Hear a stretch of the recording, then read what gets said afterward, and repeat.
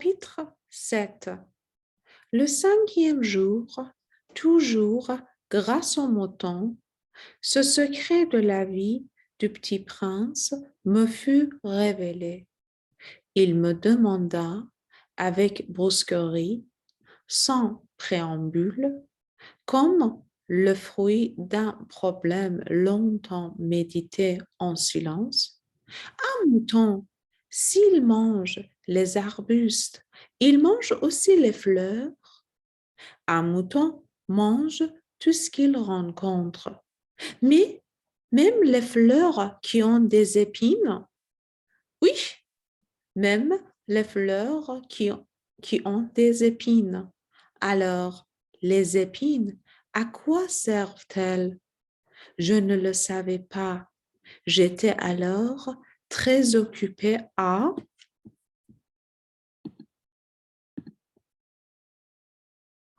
essayer de dévisser un boulon trop serré de mon moteur.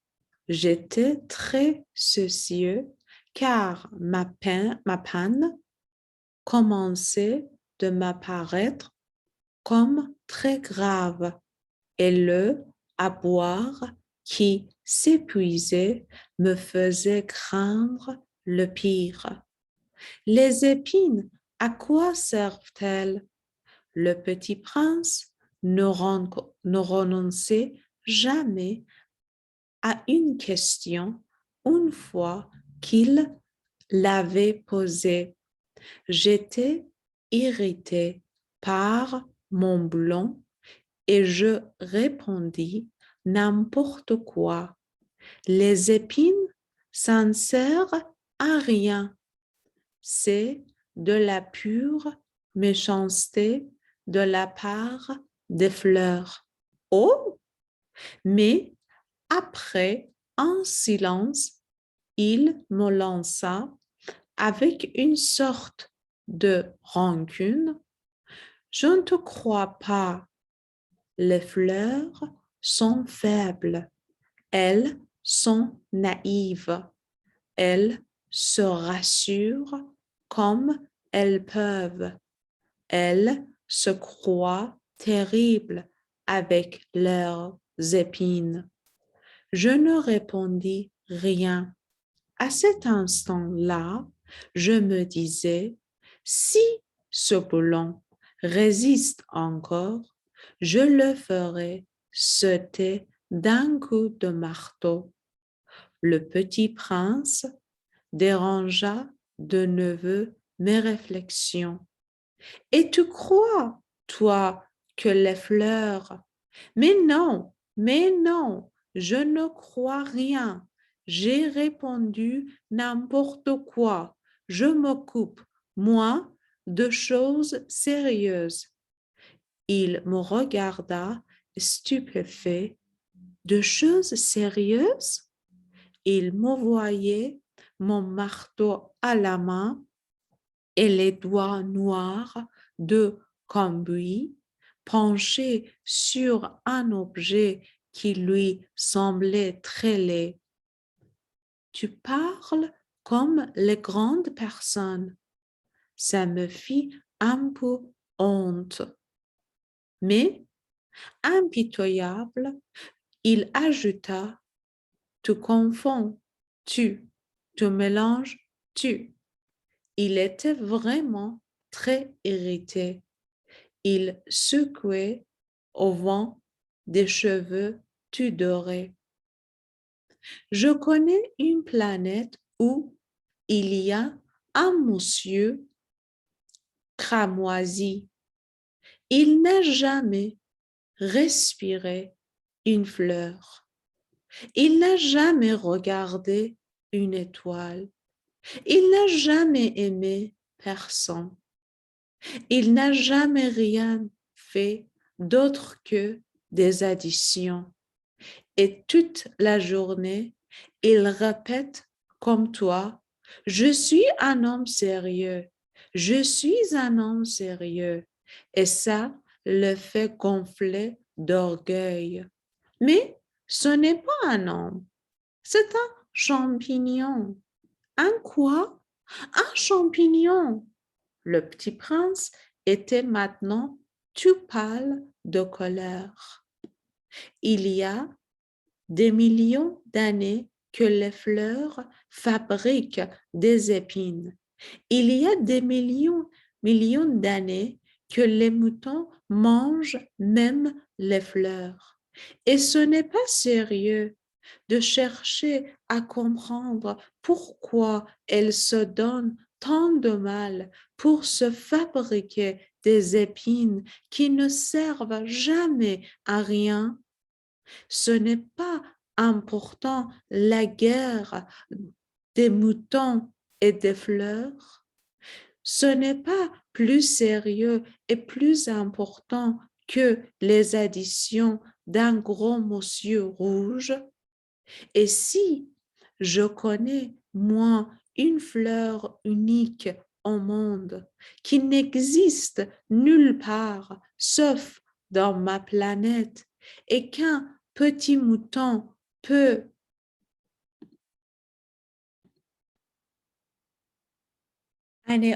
anéantir d'un seul coup comme ça, un matin, sans se rendre compte de ce qu'il fait, ce n'est pas important ça. Il rougit, puis reprit, si quelqu'un aime une fleur qui n'existe qu'à un exemplaire dans les millions et les millions d'étoiles, ça suffit pour qu'il soit heureux quand il les regarde. Il se dit, ma fleur est là quelque part. Mais si le mouton mange la fleur, c'est pour lui comme si, brusquement, toutes les étoiles s'éteignaient. Et ce n'est pas important ça. Il ne put rien dire de plus. Il éclata brusquement en sanglots. La nuit était tombée. J'avais lâché mes utiles. Je me moquais bien de mon marteau, de mon blond, de la soif et de la mort. Il y avait sur une étoile, une planète, la mienne, la terre, un petit prince à consoler. Je le pris dans les bras, je le berçais. Je lui disais, la fleur que tu aimes n'est pas en danger. Je lui dessinerai une muselière à ton mouton. Je te dessinerai une armure pour ta fleur. Je ne savais pas trop quoi dire. Je me sentais très maladroit. Je ne savais comment l'atteindre ou le rejoindre. C'est tellement mystérieux, le pays des larmes.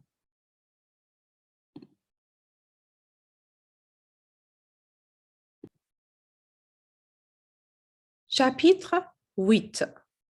J'appris bien vite à mieux connaître cette fleur. Il y avait toujours sur la planète du petit prince des fleurs très simples, ornées d'un seul rang de pétales et qui ne tenaient point de place et qui ne dérangeaient personne. Elles apparaissaient un matin dans l'herbe et puis elles s'éteignaient le soir. Mais celle-là avait germé un jour d'une graine apportée d'un océan et le petit prince avait surveillé de très près cette brindille qui ne ressemblait pas aux autres brindilles. Ça pouvait être un neveu gendre de baobab, mais l'arbuste cessa vite de croître et commença de préparer une fleur. Le petit prince, qui assistait à l'installation d'un bouton énorme, sentait bien qu'il en sortirait une apparition miraculeuse. Mais la fleur n'en finissait pas de se préparer à être belle à l'abri de sa chambre verte. Elle choisissait avec soin ses couleurs. Elle s'habillait lentement. Elle ajustait un à un ses pétales. Elle ne voulait pas sortir toute fripée comme les coquelicots. Elle ne voulait apparaître que dans le plein rayonnement de sa beauté. Et oui, elle était très coquette. Sa toilette mystérieuse avait donc duré des jours et des jours. Et puis, voici qu'un matin, justement à l'heure du lever du soleil, elle s'était montrée. Et elle, qui avait travaillé avec tant de précision, dit en bâillant: « Ah, je me réveille à peine, je vous demande pardon, je suis encore toute décoiffée. » Le petit prince, alors, ne peut contenir son admiration.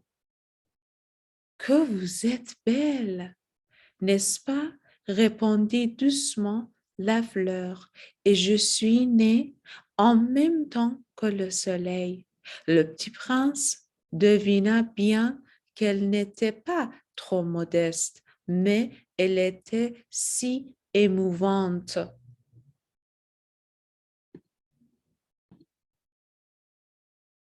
C'est l'heure, je crois, du petit déjeuner, avait-elle bientôt ajouté. Auriez-vous la bonté de penser à moi?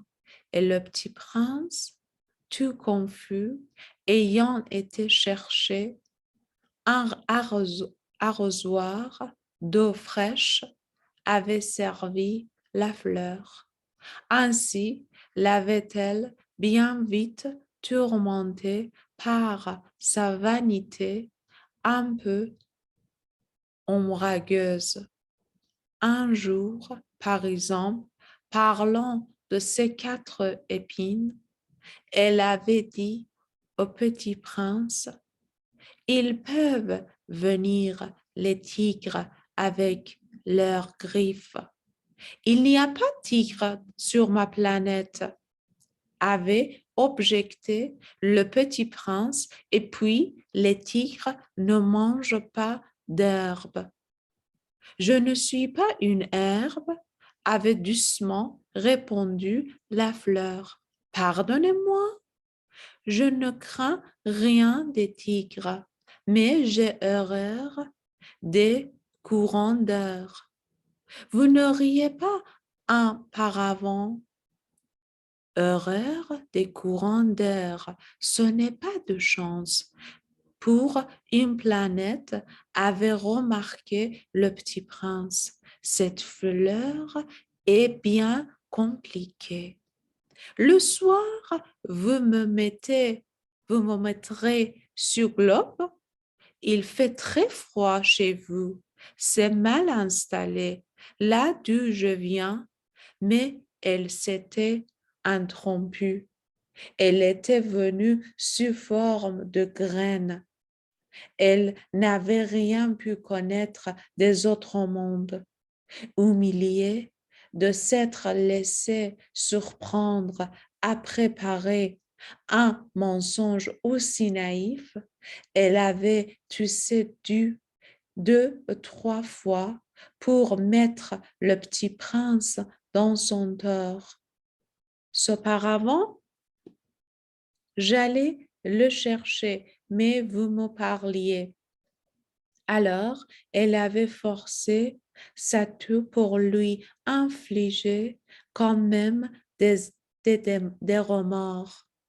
Ainsi, le petit prince, malgré la bonne volonté de son amour, avait vite douté d'elle. Il avait pris au sérieux des mots sans importance et était devenu très malheureux. J'aurais dû ne pas l'écouter, me confia-t-il. Un jour, il ne faut jamais écouter les fleurs. Il faut les regarder et les respirer. La mienne embaumait ma planète et je ne savais pas m'en réjouir. Cette histoire de griffes qui m'avait tellement agacée eut de m'attendir. Il me confia encore. Je n'ai alors rien su comprendre. J'aurais dû la juger sur les actes et non sur les mots. Elle m'embaumait et m'éclairait. Je n'aurais jamais dû m'enfuir. J'aurais dû deviner sa tendresse derrière ses pauvres roses. Les fleurs sont si contradictoires, mais j'étais trop jeune pour savoir l'aimer.